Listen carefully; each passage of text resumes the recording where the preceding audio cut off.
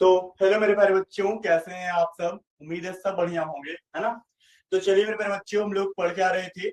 हम लोग कंटिन्यू पढ़ रहे थे क्या, केमिस्ट्री, है ना। और केमिस्ट्री में हम बात करें तो ऑलरेडी हम 2 चैप्टर आपको पढ़ा चुके हैं। कौन कौन सर? ये क्लास 12 का 2 सबसे इंपॉर्टेंट चैप्टर था। जो पहला था सॉल्यूशन, ये समाप्त हो चुका है कंप्लीटली, और ये पूरा लेक्चर 1 to 10 हमारे यूट्यूब पे अपलोड है ना। तो वहां पे जाओ, एक करके देख लो। दूसरा जो हमने यूनिट पढ़ाया है आपको, वो पढ़ाया है हमने इलेक्ट्रोकेमिस्ट्री का, ठीक है। ये दोनों यूनिट ऑलरेडी वहां पे अपलोडेड है कंप्लीटली, ठीक है। और हमने इसके साथ साथ सारे एनसीईआरटी क्वेश्चन जो मोस्ट इंपॉर्टेंट है ना, जो टफ थे, उनको मैंने बता दिया है। और ये सबका आप क्लास नोट जो जो बना लिए हैं उनके लिए बहुत अच्छी बात। जो नहीं बनाया है प्लीज इन सभी का अच्छे से पढ़ाई कर लो, क्लास नोट। आज बेटा हम एक नए चैप्टर के ऊपर नए चैप्टर की तरफ बढ़ गए हैं, और ये न्यू चैप्टर जो है इसका नाम है केमिकल काइनेटिक्स। नाम क्या है? Chemical kinetics.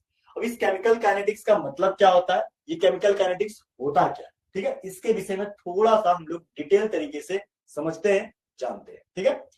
देखो, केमिकल काइनेटिक्स में एक वर्ड है केमिकल काइनेटिक्स। क्या दिया सर? केमिकल और काइनेटिक्स।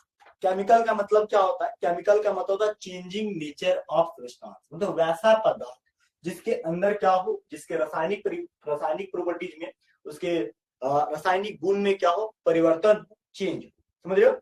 और आगे लिखा हुआ काइनेटिक्स। काइनेटिक्स क्या है? काइनेटिक्स एक वर्ड है, और ये ग्रीक वर्ड काइनेटिक को ग्रीक वर्ड में बोलते हैं काइनेसिस। क्या बोलते हैं सर? काइनेसिस, जिसका मतलब होता है मूवमेंट। जिसका मतलब क्या होता है सर? मूवमेंट, जो आगे बढ़ता है। क्लियर है? तो आगे बढ़ते हैं। आगे क्या हमारे पास है? आगे हमारे पास है क्या, देखो आगे हमारे पास क्या है? Chemical kinetics. देखो, इससे इस वर्ड को पहले हम लोग इसका एक एक करके इसका मतलब समझो। देखो क्या लिखा है सर? केमिकल काइनेटिक्स, ठीक है। केमिकल का मतलब क्या होता है? केमिकल का मतलब होता है चेंजिंग नेचर ऑफ सब्सटेंस। क्या होता है sir? Changing nature of substance, ठीक है। बात समझ रहे हैं? और काइनेटिक्स का मतलब क्या होता है? काइनेसिस। क्या होता है? काइनेसिस क्या है सर? काइनेसिस एक ग्रीक वर्ड है जिसका मतलब होता है मूवमेंट। क्या होता है सर? ग्रीक वर्ड जिसका मतलब होता है क्या? मूवमेंट, ठीक है। बात समझ रहे हो? तो ये केमिकल काइनेटिक्स का पूरा मतलब है। देखो, केमिकल काइनेटिक्स को समझने का मतलब ये है कि समझो हमारे आसपास डेली केमिकल रिएक्शंस होते रहता है। जैसे सर, जैसे देखो, एक लोहे का कोई सामान है, अगर उसको तुम खुला छोड़ दो, धीरे धीरे क्या हो रहा है? क्षरित हो रहा है, यानी कि उसके अंदर क्या हो रहा है? एक केमिकल रिएक्शन हो रहा है। एक देखो फल, फल जैसे पेड़ में लगता है, पहले फूल, फिर फल में कन्वर्ट होता है, फिर फल धीरे धीरे पकता है, और पकने के बाद देखो क्या होता है? पहले हरा होता है, पक के पीला हो जाता है। उसी को बहुत लंबे समय तक छोड़ दो तो पीला से धीरे धीरे क्या हो, सड़ना स्टार्ट करता है, फिर से उड़ जाता है। यानी कि एक तरह समझो, यहाँ पे जो परिवर्तन एक तरह से देखने को मिल रहा है, वो एक तरह का क्या, रासायनिक परिवर्तन। अब समझो, इस एग्जाम्पल को समझो, दूध का दही में जमना। अगर तुम सुबह दूध, अगर हम 1 लीटर दूध लाते हैं, ठीक है, और दूध में थोड़ा सा दही का मात्रा मिला दो, धीरे धीरे सारा दूध दही में कन्वर्ट हो जाता है। अब ये सवाल है, क्या सर एक बार में सारा दूध दही में कन्वर्ट हुआ? एक बार में हुआ होगा? नहीं, ये टाइम लगा होगा। क्या लगा होगा सर? टाइम लगा होगा। अगर 1 kg दूध लिए होंगे तो पहले 1 लेयर, 2 लेयर, 3 लेयर, 4 लेयर, ऐसे से सारा लेयर क्या हुआ, दूध दही में कन्वर्ट। तो दूध का दही में कन्वर्ट होना एक तरह से रासायनिक अभिक्रिया है। तो बचपन में पढ़े हो, है ना, क्लास 10th में पढ़े हो, है ना। अब दूध से दही जब बना तो बनने में क्या लगा? टाइम। यानी कि कोई भी रासायनिक अभिक्रिया होगा तो टाइम के रिस्पेक्ट में ही होगा, समय के साथ ही होगा, ठीक है। अब तुम्हें हम एक क्वेश्चन पूछता हूं, तुम हमको बताओ कि तुम्हारे आसपास कितने तरह के रिएक्शन है जिसको तुम अपने दैनिक जीवन में देखते हो। जल्दी से सोचो, 10 सेकेंड, 30 सेकेंड का टाइम देता हूं। 30 सेकेंड में सोचो कि तुम्हारे आसपास किस किस तरह का केमिकल रिएक्शन होता है, रासायनिक अभिक्रिया होता है, और जिसको तुम देखते हो, ठीक है। रियल लाइफ एग्जांपल तुमको बताना है। क्या बताना sir? Real life example of किसका? केमिकल रिएक्शन का। केमिकल रिएक्शन, ठीक है। जैसे सर अभी तो हम सबसे पहला एग्जांपल अभी जो बताए थे उसी का नाम ले लो सर। एक दूध का दही में जमना, ठीक है, ठीक है। मिल्क टू कर्ड,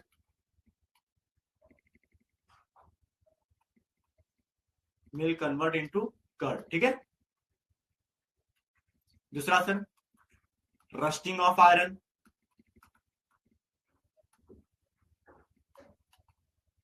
ठीक है। चौथा सर फलों का पकना, ठीक है,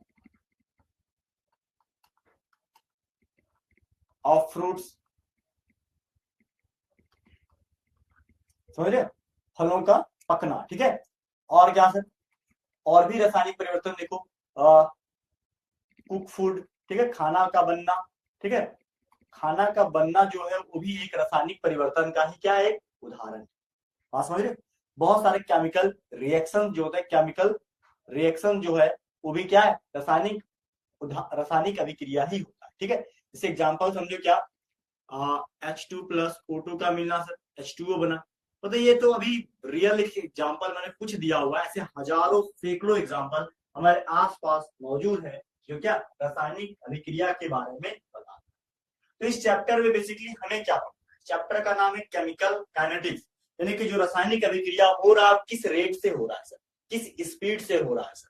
ये बात जानना क्यों जरूरी है? देखो हम लोग को अभी बहुत सारा केमिकल सब्सटेंस चाहिए, जैसे किसी को यूरिया चाहिए खेत में डालने के लिए, है ना, किसी को ग्लूकोज चाहिए पीने के लिए, किसी को फिनॉल चाहिए, किसी को नैप्थलीन चाहिए, किसी को पैरासीटामोल चाहिए, मतलब ए नंबर ऑफ केमिकल कंपाउंड्स है जिसको हमको चाहिए। अब सवाल है केमिकल कंपाउंड बनता क्या है? हवा में उगता है, पृथ्वी से उगता है, पेड़ से तोड़ ले, ऐसा पॉसिबल है? नहीं, ये सबको लैब में बनाया जाता है। अब जो चीज को लैब में बनाया जा रहा है उसके मैकेनिज्म को जानना जरूरी है कि किस रेट से किस चीज को किस चीज के साथ मिलाया जाए एक नया प्रोडक्ट बना करके दे। बात समझ रहे हो?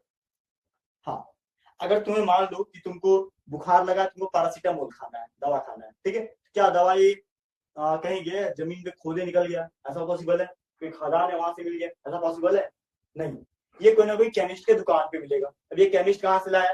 केमिस्ट कोई एजेंसी लाया, एजेंसी कहाँ से लाया? कोई ना कोई मैन्युफैक्चरिंग इंडस्ट्री होगा, कोई केमिकल इंडस्ट्री होगा, वहां से लाया होगा। तो केमिकल इंडस्ट्री में केमिकल रिएक्शन करने के बाद बना। तो केमिकल रिएक्शन होने के लिए जो प्रोसेस होता है, जो मैकेनिज्म होता है, उसी बात को हम इस चैप्टर के अंदर काफी डिटेल में समझेंगे। बात समझे क्या मतलब इस चैप्टर का पढ़ने का? हाँ, तो चलो हम बिना देर किए हुए रियल लाइफ एग्जांपल के बाद हम सीधा चैप्टर के अंदर एंट्री लेते हैं। इस चैप्टर के अंदर कौन कौन से टॉपिक हमको पढ़ना है, ठीक है। तो चलो हेडिंग दे दो, ठीक है। हेडिंग क्या है सर? केमिकल काइनेटिक्स, ठीक है। चैप्टर नंबर क्या है? यूनिट नंबर अगर हम बात करें तो ये आपकी फिजिकल केमिस्ट्री का यूनिट नंबर 3 होगा, क्लास 12 का। आज हमारा क्लास है इंट्रोडक्शन का, ठीक है। नीचे लिखो क्या? Guided by your chemistry teacher Deepak Barnwal, DK Barnwal, ठीक है। चलो नोट करो। अब एक एक करके पॉइंट देखो। हम जिस तरह से हर लेक्चर में जब भी हम कोई चैप्टर स्टार्ट करते हैं, हम प्रत्येक चैप्टर में आपको बताते हैं कंटेंट या टॉपिक, इस चैप्टर में क्या क्या आपको पढ़ना है। बात समझ रहे? तो एक एक करके मैं सारे टॉपिक का नाम लिख रहा हूं। सबसे पहले क्या पढ़ना sir? Rate of chemical reaction. पहला क्या पढ़ना sir? Rate of chemical reaction, यानी कि कोई भी केमिकल रिएक्शन किस रेट से हो रहा है इस बात को सबसे पहले पढ़ना, ठीक है। उसके बाद दूसरा पढ़ना है क्या सर? दूसरा पढ़ना factor influencing rate of reaction. Factor influencing rate of reaction, ठीक है। तीसरा क्या पढ़ना सर? तीसरा पढ़ना है temperature integrated rate equation, integrated rate equation. अभी ये सब टॉपिक का मतलब भी थोड़ा थोड़ा समझा देंगे, पहले ये सब लिखो मेरे साथ, ठीक है। इसका फोर्थ नंबर जो है वो है क्या, temperature dependence of the rate of reaction, ठीक है। टेम्परेचर डिपेंडेंस, ठीक है, temperature dependence of the rate of reaction, ठीक है, क्लियर है। हाँ। आगे क्या सर, पांचवा है क्या हमारे पास, collision theory of chemical reaction.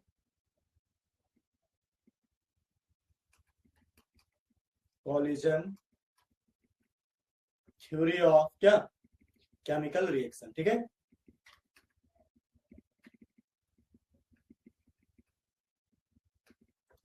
उसके बाद नेक्स्ट नंबर क्या सर, नेक्स्ट नंबर है क्या हमारे पास, ये मतलब ये टोटल हमारे पास कितना, 5 टॉपिक है इस चैप्टर में, जो एक एक करके हम लोग समझेंगे पढ़ेंगे। बात समझ रहे मेरी। हमारे पास टोटल कितने चैप्टर हैं बच्चों, हमारे पास टोटल 5 टॉपिक है सर, एक एक करके पढ़ना। जैसे रेट ऑफ केमिकल रिएक्शन, यानी कोई रासायनिक अभिक्रिया किस रेट से हो रहा है, ये सबसे पहले। दूसरा, factor influencing rate of reaction, यानी कि कोई भी रिएक्शन हो वो किस रेट से होगा, इसमें कौन कौन फैक्टर अफेक्ट करता है, इस बात को पढ़ना है। Next, integrated rate equation, rate equation को इंटीग्रेट कैसे करें। इंटीग्रेट का मतलब क्या, देखो कोई भी इक्वेशन जो होता है, वो कोई भी रिएक्शन जो होता है धीरे धीरे कंप्लीट होता है, ठीक है। अब उसका सम निकालना है, सम निकालने के लिए क्या करोगे, उसको हम लोग छोटा छोटा पार्ट को जोड़ेंगे। तो कोई भी स्मॉल वैल्यू को एक करके जोड़ा जाता है, उसको बोलते हैं इंटीग्रेट करना, ठीक है, इंटीग्रेशन, ठीक है। नेक्स्ट क्या है, टेम्परेचर डिपेंडेंस, कोई भी केमिकल रिएक्शन टेम्परेचर पे डिपेंड करता है, ठीक है।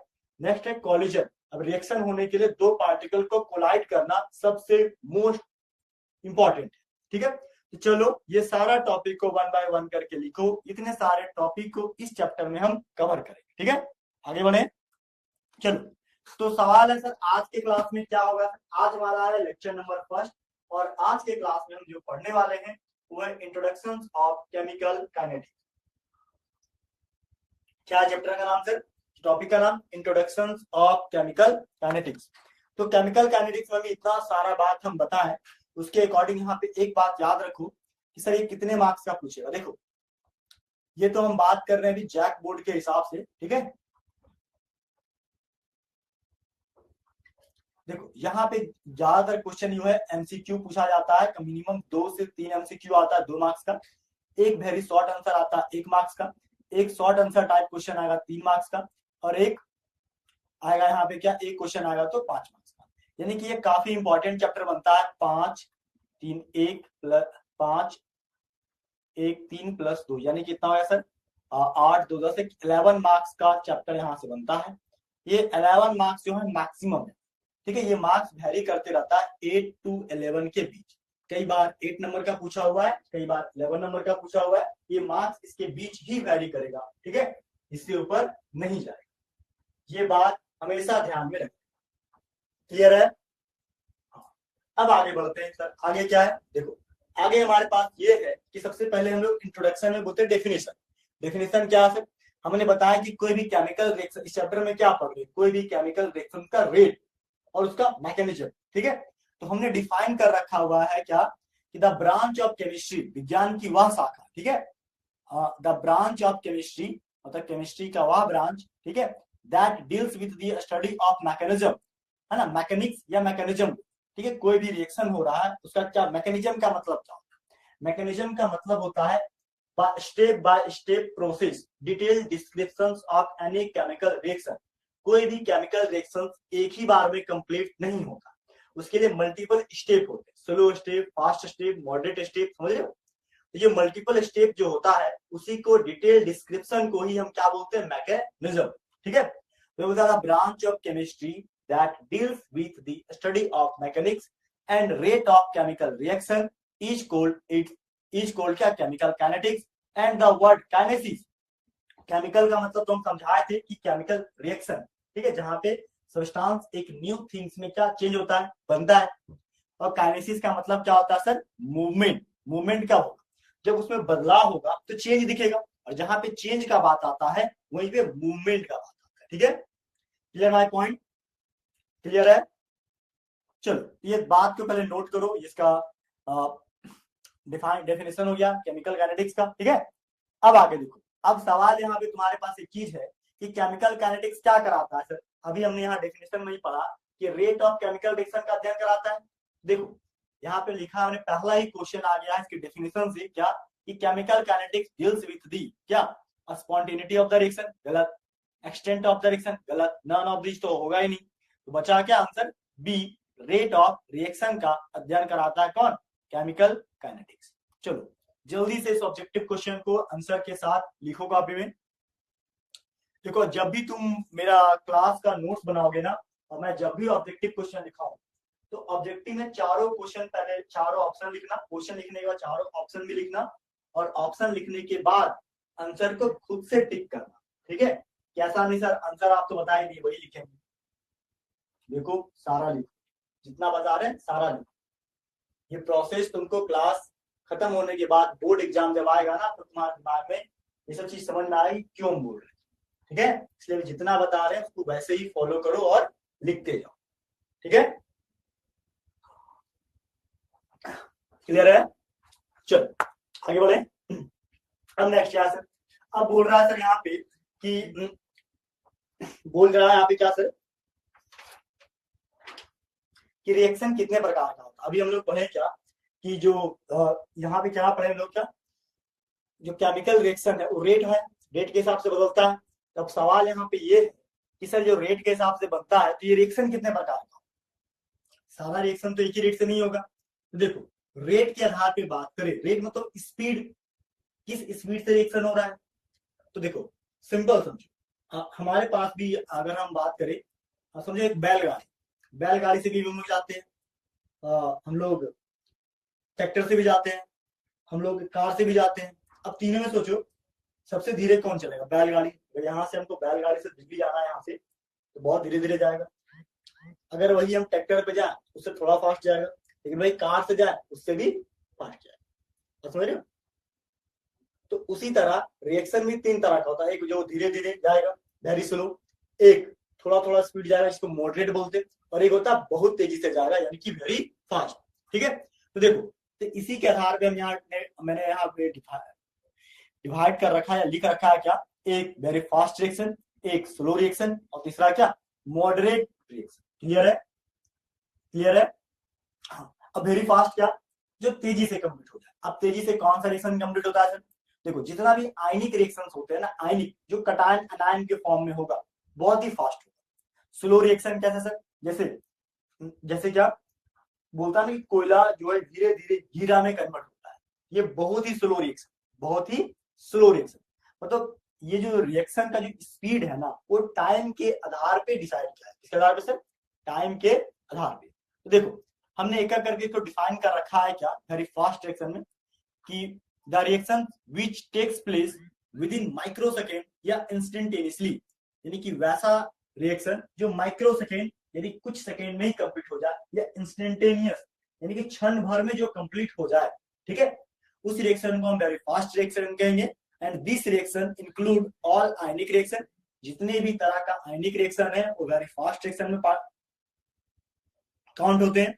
ऑल प्रिसिपिटेशन रिएक्शन, प्रिसिपिटेशन का मतलब क्या है, वैसा रिएक्शन जहां पे प्रिसिपिटेट बनता है, अवक्षेप बनता है। ठीक है, उस तरह का रिएक्शन, या फिर कोई न्यूट्रलाइजेशन रिएक्शन हो, या फिर कोई तरह का कंबशन रिएक्शन हो, all are these consider in very fast reaction. Clear है? तो जल्दी से इसको नोट करो। ठीक है, चलो अब आगे क्या, हमने एक एग्जांपल लिया प्रिसिपिटेशन रिएक्शन का। जैसे क्या देखो बोलता है यहाँ पे क्या कि precipitation of silver chloride with by mixing of aqueous solutions of silver nitrate and sodium chloride. देखो AgNO3 क्या है सिल्वर नाइट्रेट, और NaCl क्या है सॉल्ट। दोनों रिएक्शन क्या क्या, AgCl सिल्वर क्लोराइड बना व्हाइट कलर का पीपीटी। देखो ये नीचे जा रहा है, नीचे जाके क्या होगा, इसके तली में जाकर के ये जमा हो जाएगा। तो इसी को इंग्लिश में बोलेंगे क्या, प्रिसिपिटेट, और हिंदी में बोलेंगे अवक्षेप। क्लियर है? हाँ सर और भी एग्जांपल दे दीजिए। अरे और एग्जांपल लिख लो, क्या दिक्कत है, तुम एसिड और बेस को मिला दो, एसिड बने HCl सर, और बेस का मतलब क्या NaOH, मिलाएंगे क्या बनेगा sir, sir salt plus water बनेगा। ये कैसा रिएक्शन है, ये एक न्यूट्रलाइजेशन रिएक्शन है, और ये भी क्या वेरी फास्ट रिएक्शन का एक अच्छा एग्जाम्पल। क्लियर है, चलो ये दोनों रिएक्शन को तुम कॉपी में नोट करो जल्दी से, ठीक है। नेक्स्ट, अब क्या है very slow reaction. Very slow reaction का मतलब वैसा रिएक्शन जिसको होने में मंथ का टाइम लग जाए, या फिर साल का भी टाइम लग सकता है, ठीक है, जो एक साल में या एक मंथ में या यहाँ तक कि एक आध साल लग जाए, समझ रहे हो। तो वैसे रिएक्शन को हम कहेंगे वेरी स्लो रिएक्शन। जैसे लोहे में जंग लगना, अगर हम एक लोहा का टुकड़ा को बाहर छोड़ दें तो हो सकता है ये एक दिन में जंग तो नहीं लगेगा, लेकिन 1 2 3 4 दिन हो जाए तो जंग लगना स्टार्ट हो जाएगा, 1 महीना में और ज्यादा लग जाएगा, एक आध साल होते होते ये पूरा लग जाएगा, समझ रहे हो। हाँ, जैसे फलों का पकना, फलों का पकना क्या एक दिन में फल पक जाता है, पेड़ में लगा तुरंत पक गया, नहीं, इसको भी पकने में टाइम लगता है, ठीक है, क्या होता है इसको भी पकने में टाइम लगता है, ये भी क्या एक स्लो रिएक्शन में काउंट, ठीक है, बात समझ रहे हो। हमने यहाँ लिख रखा है क्या कि वेरी स्लो विच में टेक्स प्लेस डे और मंथ और इवन ईयर इज कॉल्ड क्या वेरी स्लो रिएक्शन। इस एग्जांपल में आयरन प्लस ऑक्साइड क्या बना, आयरन हाइड्रोक्साइड, ठीक है, यह एक तरह का यहाँ पे आयरन ऑक्साइड, क्लियर है। आगे आता है मॉडरेट। मॉडरेट क्या, मॉडरेट रिएक्शन का मतलब होता है वैसा रिएक्शन जो ना तो बहुत ज्यादा फास्ट है और ना ही बहुत ज्यादा स्लो है, ठीक है, मीडियम, मतलब जो कुछ घंटों में कंप्लीट हो जाए, जिसको कंप्लीट होने में ना दिन लगता है ना माइक्रो सेकेंड, कुछ मिनटों या घंटों में जो रिएक्शन हो जाए उसको बोलेंगे मॉडरेट स्पीड ऑफ रिएक्शन, ठीक है। बोलता है reactions which are neither slow, जो ना तो स्लो होते हैं ना ही फास्ट होते हैं, but takes place at moderate speed of rate is called क्या मॉडरेट रिएक्शन, इज कॉल्ड क्या मॉडरेट रिएक्शन। जैसे हाइड्रोजन पर ऑक्साइड टूटेगा तो क्या बना सर, वाटर और ऑक्सीजन, ये क्या सर एक moderate speed of reaction, clear है, बोलो कोई दिक्कत करी को, है ना।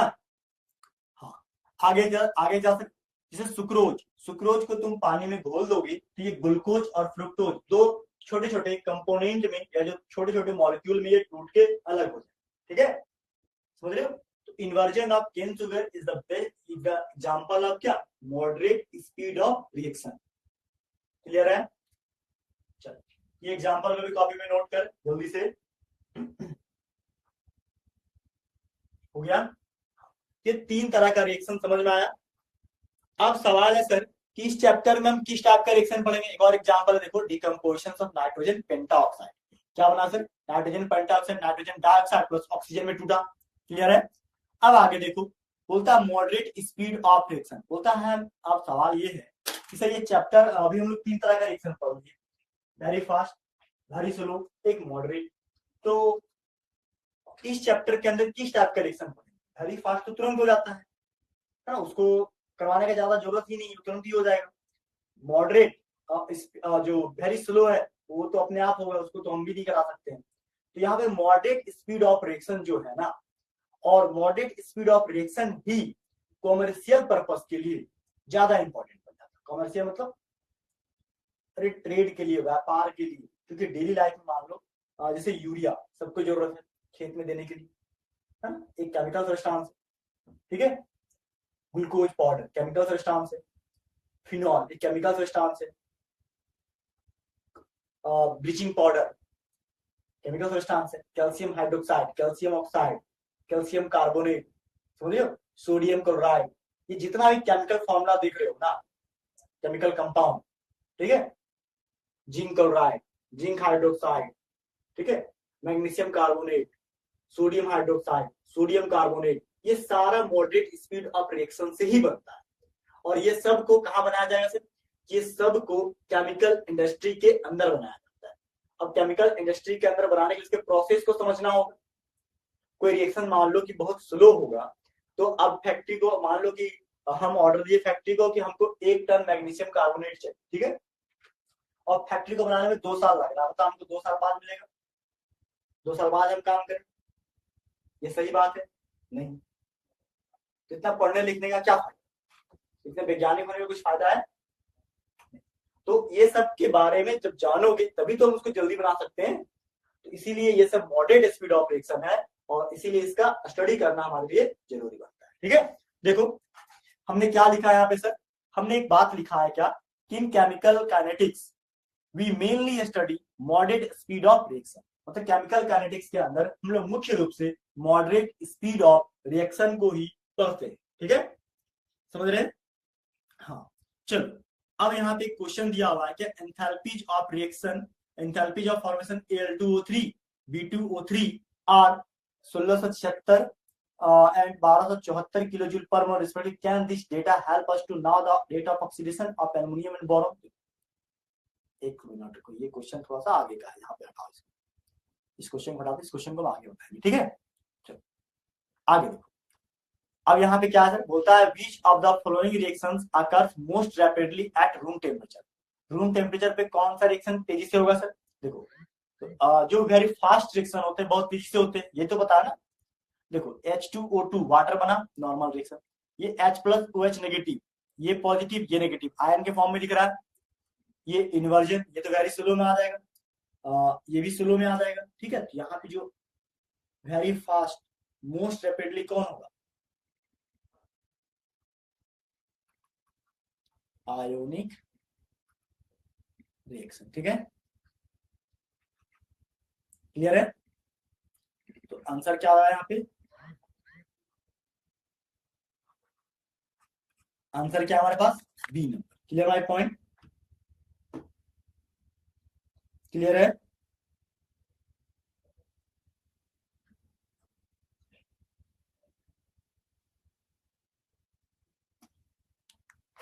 चलो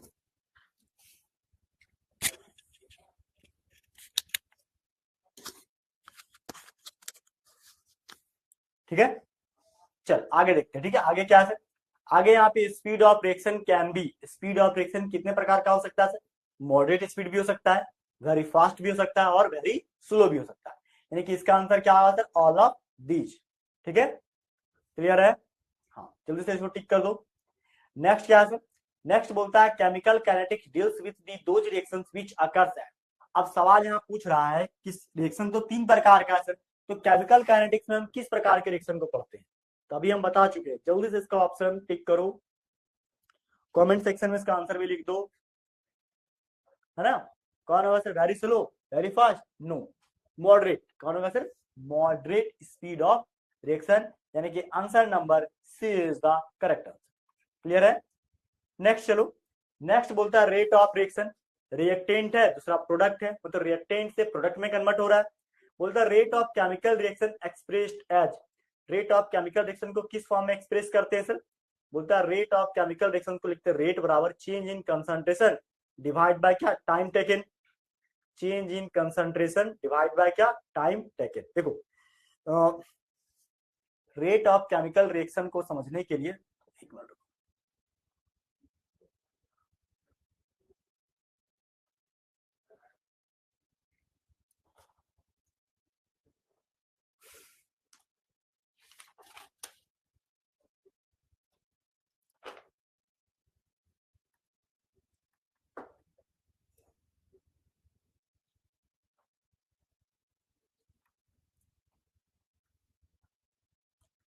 देखो यहाँ पे क्या कह रहा है सर? क्या कह रहा है यहाँ पे? सीधा सीधी बात कि रेट ऑफ रिएक्शन क्या? देखो रेट ऑफ रिएक्शन होता है रिएक्टेंट से प्रोडक्ट बनेगा।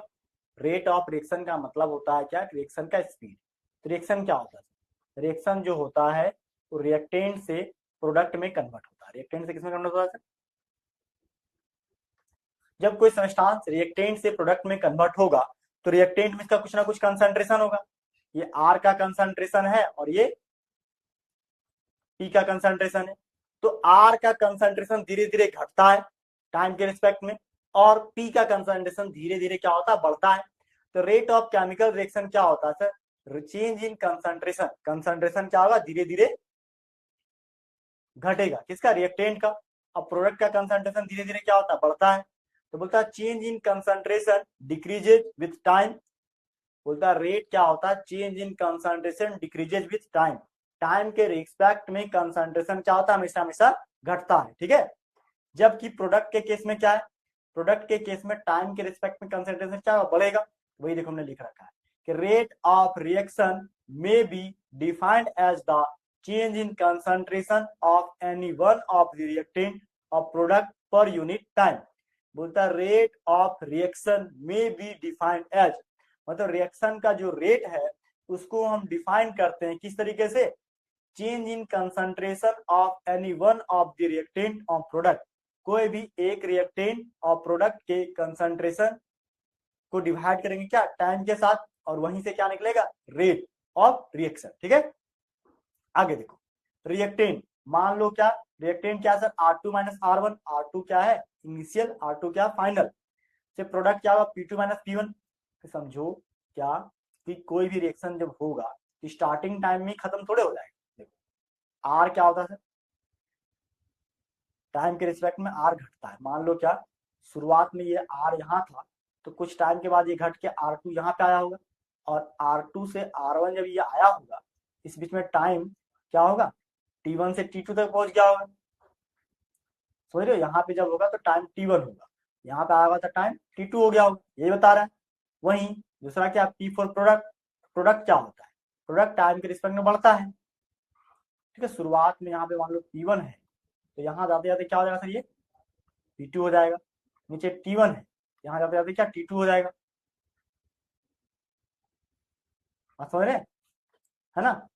तो क्या होगा सर यहाँ पे रेट बराबर ये होगा कि सर जो रिएक्टेंट का कंसंट्रेशन है वो टाइम के रिस्पेक्ट में क्या हो रहा है सर, डिक्रीज हो रहा है, माइनस जो घटता है उसको माइनस में क्या D R2 by R1 divide by क्या dt T2 माइनस T1। देखो चेंज इन कंसंट्रेशन लिखेंगे क्या, डेल्टा R2 माइनस R1, नीचे डेल्टा T2 माइनस T1।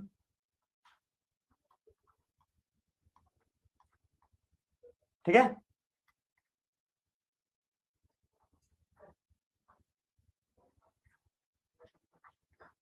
ठीक है, ये रिएक्टेंट के केस में। उस तरह प्रोडक्ट के केस में क्या होगा, प्रोडक्ट के केस में रेट के बारे में बात करें तो देखो ये बढ़ रहा पॉजिटिव साइन क्या P2 माइनस P1, नीचे क्या होगा सर T2 माइनस T1, क्या होगा नीचे delta P bye delta T। Clear है, आगे देखो बोलता है रिप्रेजेंटिंग रेट ऑफ रिएक्शन, क्या है सर, बोलता है रेट बराबर क्या रिएक्टेंट से प्रोडक्ट। ठीक है, delta T equal to T2 minus T1, delta R equal to R2 minus R1। बोलता है rate of disappearance of R reactant, rate of reaction equal to क्या decrease in concentration of R divide by time taken, मतलब minus delta R by delta T। ठीक है, rate of reaction क्या है, minus delta R by delta T। Clear है, rate of reaction बराबर क्या है sir, minus delta R by delta T। Clear है, तो ये टाइम के रिस्पेक्ट में क्या हो रहा है, घटता है। वही बात करें क्या कि प्रोडक्ट क्या है, प्रोडक्ट टाइम के रिस्पेक्ट में बढ़ता है। बोलता है देखो जो घटेगा यानी कि उसका डिसअपियरेंस होगा, टूटेगा, तो वही लिख रहा है रिएक्टेंट हमेशा क्या होगा सर, डिसअपियर होगा, ये ब्रेक डाउन होगा, धीरे धीरे क्या होगा सर, ये टूटेगा। इसका ग्राफ को हमेशा डाउन के रूप में दिखाएंगे। ठीक है, जबकि प्रोडक्ट के केस में क्या होगा, प्रोडक्ट टाइम के रिस्पेक्ट में क्या होता है, बढ़ता है, इसका ग्राफ ऊपर होगा। ठीक है, तो वही बोलता है rate of disappearance, rate of appearance, ये जब दोनों मिलेगा तो देखो यहाँ पे बोलता है क्या रेट रिएक्टेंट का कंसंट्रेशन टाइम के रिस्पेक्ट में क्या हो रहा है, घट रहा है, वहीं प्रोडक्ट का कंसंट्रेशन टाइम के रिस्पेक्ट में बढ़ रहा है। ठीक है, दोनों ग्राफ को नोट कीजिए, देखो ये रेट टाइम के साथ है। अब देखो रिएक्टेंट और प्रोडक्ट मिलेगा एक टाइम पे, ठीक है, समझ रहे हो, तो ये हमारे पास क्या ग्राफ किसका, रेट ऑफ रिएक्टेंट घट रहा है, रेट ऑफ प्रोडक्ट क्या हो रहा है, बढ़ रहा है। ठीक है, तो अब यहाँ यूनिट आता है सर, यूनिट क्या होगा, देखो रेट ऑफ रिएक्शन का यूनिट का हम बात करें किसका, रेट ऑफ रिएक्शन का,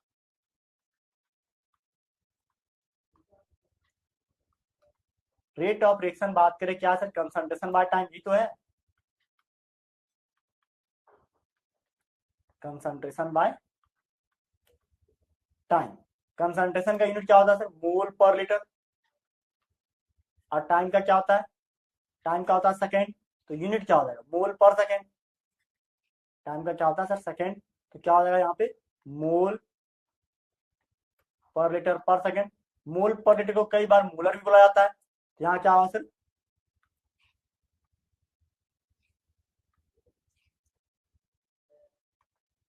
ठीक है, मोल पर लीटर पर सेकेंड। ठीक है, बात समझ रहे हैं? मोल पर सेकेंड, मोल पर लीटर पर सेकेंड, या मोल पर लीटर पर मिनट, या mole decimetre cube per minute. Clear my point? Clear है? हाँ, तो चलिए जल्दी से इन सभी बातों को नोट करो कॉपी में। ठीक है, चलिए नोट कर लिए। नेक्स्ट देखो, नेक्स्ट क्या है सर, नेक्स्ट अगर गैसियस फॉर्म में देंगे तो गैसियस फॉर्म में देंगे तो ऊपर पार्शियल प्रेशर, नीचे टाइम। पार्शियल प्रेशर का यूनिट होता है एटीएम और नीचे टाइम का सेकंड, एटीएम पर second. Clear my point? Clear है? चलो आगे बढ़ते। ठीक है, नेक्स्ट क्या है, नेक्स्ट है unit of rate of reaction involving gases in the express. देखो बोलता है रेट, यूनिट जो होता है रेट ऑफ रिएक्शन का जो गैस के फॉर्म में इन्वॉल्व होता है उसका क्या होगा, एटीएम पर सेकेंड। ठीक है, अभी पीछे होता है। नेक्स्ट बोलता है कंसंट्रेशन ऑफ रिएक्टेंट, क्या होता है टाइम के रिस्पेक्ट में सर, इसका जो रिएक्टेंट का जो कंसंट्रेशन था टाइम के रिस्पेक्ट में ये हमेशा डिक्रीज करता है विद टाइम, यानी कि आंसर।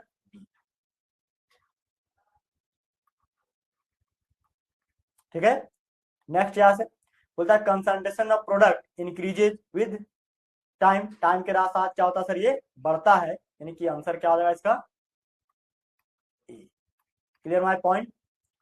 तो चलिए ये दोनों क्वेश्चन को जो अभी बताएं हम लोग क्या कि रेट ऑफ रिएक्शन क्या है।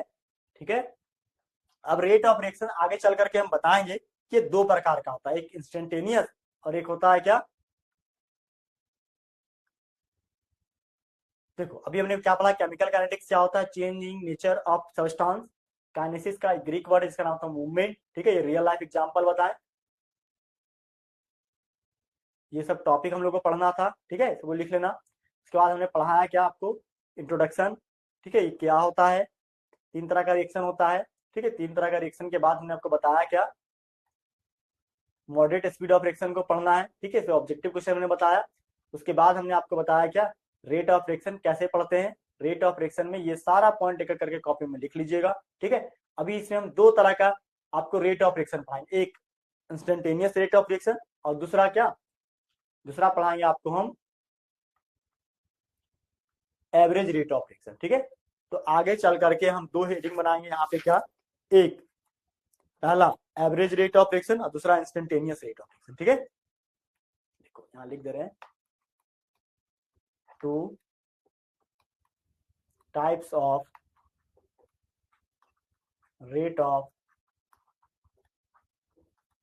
रिएक्शन। ठीक है, पहला क्या, पहला लिखेंगे एवरेज,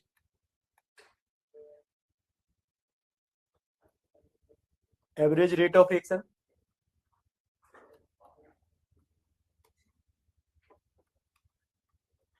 दूसरा इंस्टेंटेनियस। ठीक है, इंस्टेंटेनियस।